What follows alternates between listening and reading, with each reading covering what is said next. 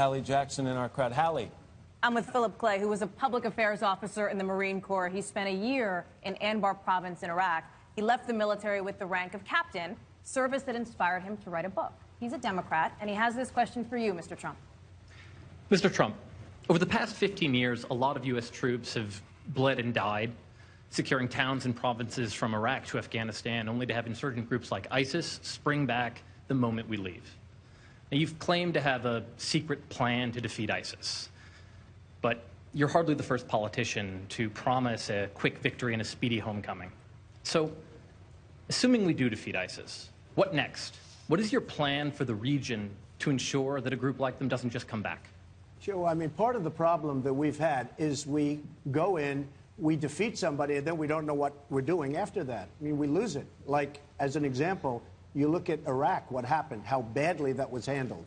And then when President Obama took over, likewise, it was a disaster. It was actually somewhat stable. I don't think could ever be very stable. It's a war we should have never gone into in the first place.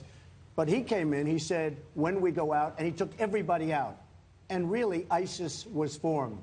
This was a terrible decision, and frankly, we never even got a shot. And if you really look at the aftermath of Iraq, Iran is going to be taking over Iraq. They've been doing it, and it's not a pretty picture.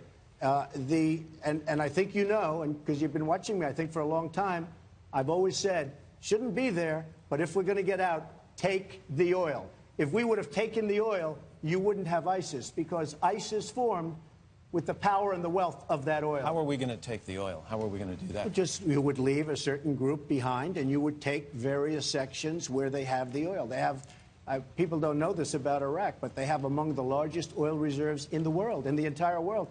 And we're the only ones. We go in, we spend $3 trillion, we lose thousands and thousands of lives, and then, Matt, what happens is we get nothing. You know, it used to be to the victor belong the spoils. Now, there was no victor there, believe me, there was no victor. But I always said, take the oil.